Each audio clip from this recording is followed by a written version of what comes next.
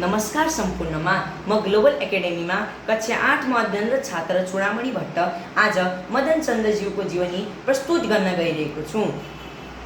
जीवनमा सफल बन्नका लागि अक्षय ऊर्जा, अटुट धैर्यता र प्रतिबद्धता आवश्यक हुन्छ। जीवनलाई सकारात्मक सोच, निरन्तर प्रयास र लक्ष्यप्रतिको दृढ निष्ठाले मात्र असाधारण उचाइमा पुर्याउन सकिन्छ। यस्तै उदाहरण हुन् मदन चन्द, जसको जीवन यात्रा सङ्घर्ष, लगनशीलता र कर्मनिष्ठाले परिपूर्ण छ। मदन चन्दको जन्म बैतडी जिल्लाको तल्लो सोराड आमचोरमा भएको थियो। उनी बुबा त्रिलोक चन्द ठकुरी र आमा सरू देवी चन्दका सुपुत्रका रूपमा विक्रम सम्वत 2025 साल असार 5 गते जन्मिएका थिए। उनका 2 छोरी र 1 छोरा छन्। उनले परिवारको दुःख र गरिब तथा अभावका कारण 2 वर्षकै उमेरमा परिवारसँगै कञ्चनपुर जिल्ला महेन्द्रनगरको हल्दुखालमा बसाइसराई गरे। बाल्यकालमा अत्यन्तै दुःखपूर्ण र सङ्घर्षपूर्ण र कठिनाई जीवन बाँचिरहेका मदन चन्दले बाल मजदुरी गरेर अर्काको घर पसलमा काम गरे। उनले परिवारको आर्थिक अभावका कारण 11 वर्षको उमेरमा विद्यालय जान पाए। विक्रम सम्वत 2046 सालमा माध्यमिक शिक्षा श्री महाकाली जनसेवा विद्यालयबाट उत्तीर्ण गरे। उच्च शिक्षा हासिल गर्न भारतको पिलिभित गए पनि आर्थिक र पारिवारिक समस्याका कारण अध्ययन पुरा नगरी घर फर्किए। उनका आमा बुवा धुम्रपानका अमली थिए। उनीहरू बढीजसो चुरट, बिडी जस्ता पदार्थ खाइरहन्थे। अत्याधिक धुम्रपान गर्ने भएकाले उनका आमा बुबालाई दमको रोगले समात्यो र अल्पायुमै निधन भयो। त्यसपछि मदन चन्दको आत्मामा चोट पुग्यो। धुम्रपानका कारण मेरा आमा बुबाले जस्तै अरूका बा आमाले अल्पायुमै प्राण त्याग्न नपरोस्, मेरो जस्तै अरूका छोराछोरीले दुःख भोग्नु नपरोस् भन्नका लागि आजदेखि धुम्रपान निषेध अभियान सञ्चालनमा ल्याउनुपर्छ भन्ने सोच उनमा पलायो। उनको एउटा सामान्य चिया पसल थियो। उनी त्यस पसलमा चुरट, गुट्का जस्ता पदार्थहरू बेच्ने गर्दथे। धेरै मानिसहरूको मृत्यु हुन लागेपछि उनलाई पनि मानसिक स्वास्थ्यमा असर परेको देखेर उनले विक्रम सम्वत 2058 सालमा आफ्नो पसलमा लागु पदार्थ बेचबिखन कार्य बन्द गरे। उनले आफ्नो पसललाई धुम्रपान रहित बनाए। सर्वप्रथम अरूलाई ज्ञानका कुराहरू सिकाउनुभन्दा पहिले आफैले राम्रो र सकारात्मक काम गर्नुपर्छ भन्ने विचारले आफ्नै घरबाट आफै धुम्रपान निषेध अभियान सञ्चालनमा ल्याए। उनको यस अभियानलाई सबै मानिसहरूले मन पराए। गाउँकै दीप ज्योति क्लबले, विद्यालय परिवार र अन्य व्यक्तिहरूले साथ र सपोर्ट गरे।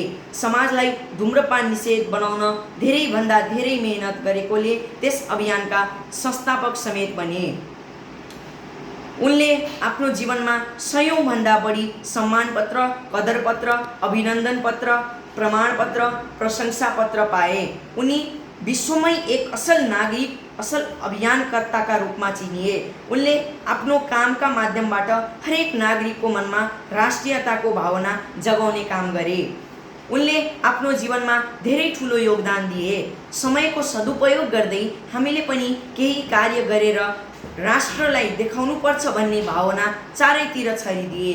उनी अहिले पनि 2 दर्जनभन्दा बढी सङ्घ संस्थाहरूमा आबद्ध छन्। उनले सरसफाइ अभियान, घाइतेहरूको सेवा तथा एकल पुरुष महिलालाई सक्दो सहयोग तथा बजारमा सरसफाइ गर्न सिकाउने जस्ता अन्य योगदान दिएका छन्।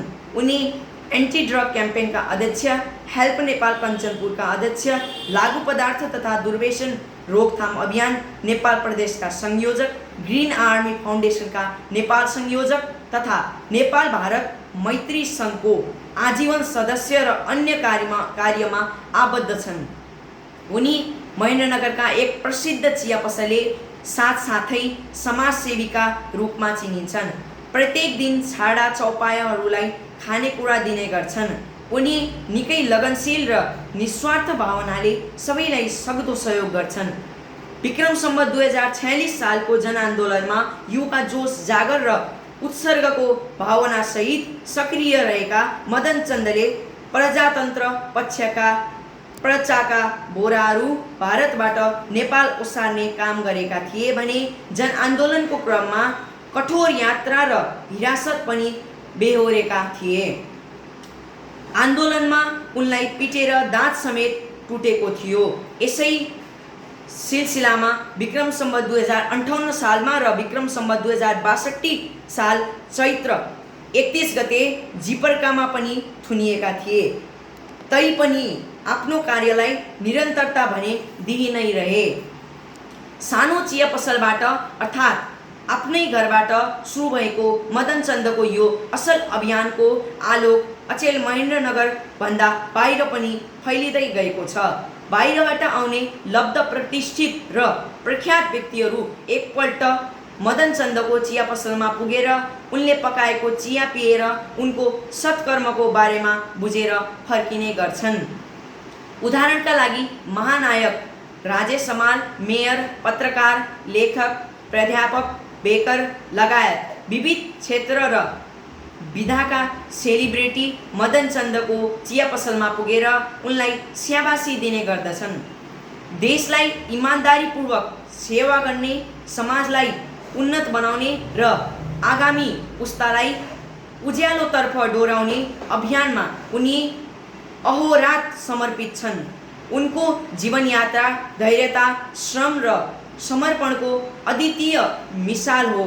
मदन चन्द आज पनि प्रत्येक युवाका लागि प्रेरणादायी प्रकाश स्तम्भ बनेका छन्, जसले समाजका प्रत्येक युवालाई सपना देख, लक्ष्य तय गर र कर्ममा अडिग रह भन्ने सन्देश दिन्छ। धन्यवाद।